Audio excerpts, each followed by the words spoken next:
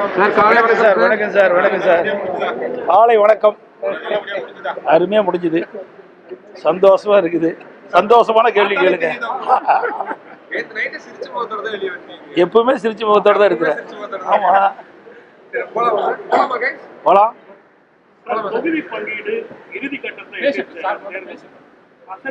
ஒன்றும் இல்லை, அவ்வளோதான் கேட்டேன். நேற்று இரவு மாண்புமிகு உள்துறை அமைச்சர் அவர்களை அவர் இல்லத்தில் இரவு 10 மணிக்கு சந்தித்து பேசினேன். தமிழ்நாடு அரசியல் குறித்து அவரிடம் கலந்து ஆலோசித்தோம்.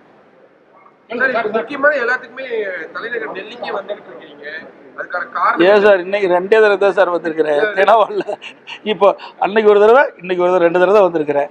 ஏன்னா அவர் அங்கே நிறைய அவர்களாம் பல வேலைகள் ஏன்னா 4-5 ஸ்டேட்டில் தேர்தல் அறிவிச்சிட்டாங்க. அந்த பணியை நோக்கி பணி செஞ்சுட்டு இருக்கிறாங்க.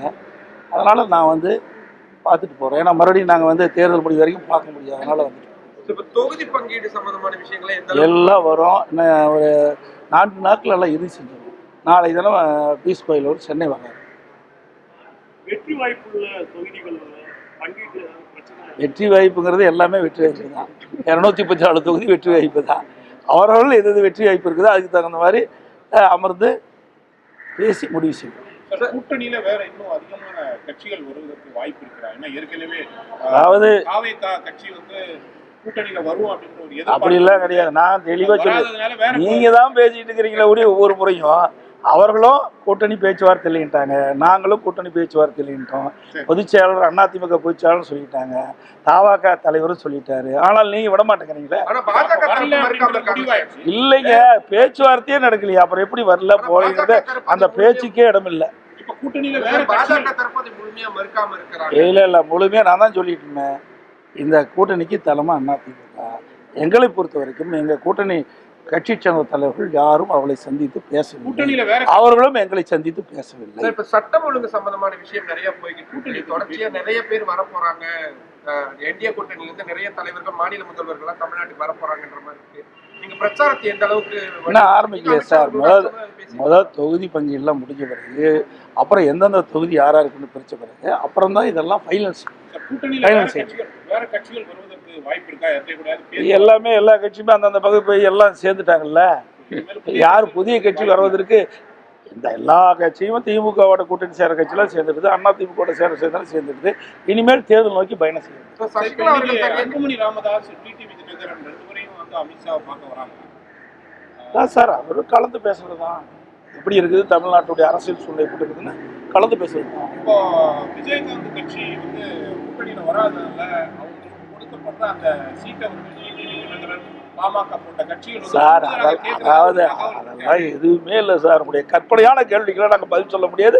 ஏன்னா ஒரு 4 நாட்கள் நீங்க எல்லாம் தெரிஞ்சுங்க. 4 நாட்கள் எல்லாமே முடிஞ்சிடும். கவலைப்படாதீங்க. அந்த கூட்டணி திமுக தலைமையில் அமைக்கிற கூட்டம் மாதிரி கூட்டணியில எங்க கூட்டணி கிடையாது. சைலண்டா அழகா அற்புதமா நாங்க கூட்டணி பேச்சுவார்த்தை முடிவு பெற்று தொகுதி வெளியிடப்படும். எந்த சிக்கலும் கிடையாது சார். அப்படியெல்லாம் கிடையாது. நான் தான் ஏற்கனவே சொல்லிட்டேன், எங்களுக்குள்ள ஒருத்தருக்கு ஒருத்தர் விட்டு கொடுத்து யாராருக்கு எந்தெந்த இடத்துல வெற்றி வாய்ப்பு இருக்குதோ அந்தந்த தொகுதியை அவர்கள் பெறுவதுதான் எங்களுடைய நோக்கம். சார் நீங்க தான் சொல்லணும். நீங்க தாங்க சொல்லணும். நாங்க தான் 234 தொகுதியில் போட்டிடுறோம். எங்க அதிமுக தலைமையில 234 தொகுதியில் வெற்றி பெற வேண்டும் என்ற நோக்கத்துல தான் நாங்க தேர்தலை சந்திக்கிறோம். நீங்க தான் சொல்லணும் தேர்தல் காலம் எப்படி இருக்குன்னு. நீங்க சொல்லணும். டெல்லியில இருந்து அன்புடைய கேட்டு எங்களுக்கு தகவல் கொடுக்க எப்படி இருக்குது. நன்றி, வணக்கம். ஏறத்தாழ தேர்தல் நெருங்கி கொண்டிருக்கிறது. 4 முனை போட்டி அப்படின்றது ஓரளவு உறுதியாயிடுச்சு. அதிமுக கூட்டணி, திமுக கூட்டணி, விஜய் கட்சி ஒன்று, இந்த பக்கம் சீமான் கட்சி, 4 விதமான அணிகள் போட்டிட்டு இருக்காங்க. களத்தை பொறுத்தவரை எப்படி இருக்கும் அப்படின்னு நீங்க தாங்க கணிக்கணும். எப்படி இருக்குன்னா எங்களை பொறுத்த வரைக்கும் அனைத்து இந்திய அண்ணா திராவிட முன்னேற்ற கழகம் ஏற்கனவே 31 ஆண்டு காலம் தமிழகத்தில் ஆட்சி புரிந்த கட்சி, பல தேர்தலை சந்தித்த கட்சி, பல ஆண்டுகள் ஆட்சி புரிந்தது. அதே எங்களுக்கு வெற்றி பிரகாசமாக இருக்குது. ஏன்னா அண்ணன் 10 ஆண்டு 2019 2021 வரைக்கும் அனைத்து இந்திய அண்ணா திராவிட முன்னேற்ற கழக ஆட்சியில் எண்ணற்ற திட்டங்களை கொடுத்துருக்கிறோம். மத்திய அரசிலிருந்து பல திட்டங்களை பெற்று அங்கே நிறைவேற்றிக்கிறோம். அதே மாநில அரசும் நிறைய திட்டங்களை கொடுத்துருக்குறோம். ஆனால் திராவிட முன்னேற்ற கழகம் இந்த 5 ஆண்டு காலத்தில் எந்த ஒரு புதிய பெரிய திட்டமும் வரல.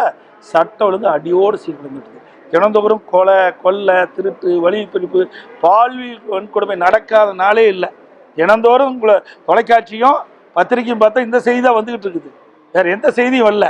இவருடைய ஒரே சாதனை ஊழல் செய்து தான் சாதனை. இந்த ஆட்சி உள்துறை அமைச்சர் அமித்ஷாவை சந்திக்கும் போது ஏதாவது அறிவுரை இந்த மாதிரி செயல்பட வேண்டும் வெற்றிக்காக அதெல்லாம் கிடையாது. ஒரு ஜென்ரலா ஆலோசனை பண்ணுவாங்க. 2-3 நாட்களா மூத்த நிர்வாகிகள் மகளிர் பற்றி சில கருத்துக்களை தெரிவித்தது ஒரு சார். அதாவது கூட்டத்தில் இருக்கும்போது ஒரு தவறான வார்த்தை வரும்போது அந்த தவறை உணர்ந்து அதற்கு மன்னிப்பு கோரிவிட்டார்.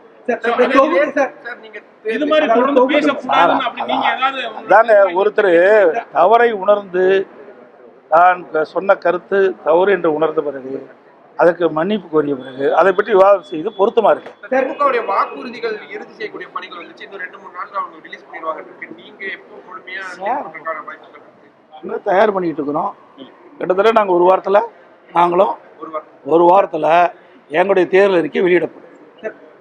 அன்னியூர் சிவா அவர்கள் 34 கோடி ரூபாய். அன்னியூர் சிவா திமுக எம்எல்ஏ அன்னியூர் சிவா 34 கோடி.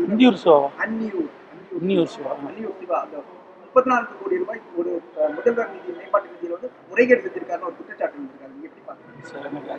உங்களுக்கு வரும் தெரியல.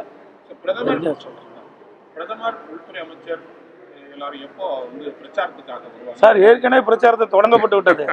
அதிமுக ஸ்பீடா போயிட்டு இருக்குது. எக்ஸ்பிரஸ் வேகத்துல போயிட்டு இருக்குது. தேர்தல் வந்து பிரச்சாரம் ஏற்கனவே பாரத பிரதமர் 3 முறை தமிழ்நாட்டுக்கு வந்து மதுராந்தகம் 1, மதுரை 1, திருச்சி 1 ஆக 3 இடங்களில் பிரம்மாண்டமான தேர்தல் பிரச்சார கூட்டம் நடைபெற்று மேலும் தேர்தல் அறிவிக்கப்பட்டிருக்குது. பல மாநிலத்தில் தேர்தல் அறிவிச்சிருக்கிறாங்க. அதற்கு ஏற்றவாறு தமிழ்நாட்டுக்கு நிச்சயமாக வருவார்.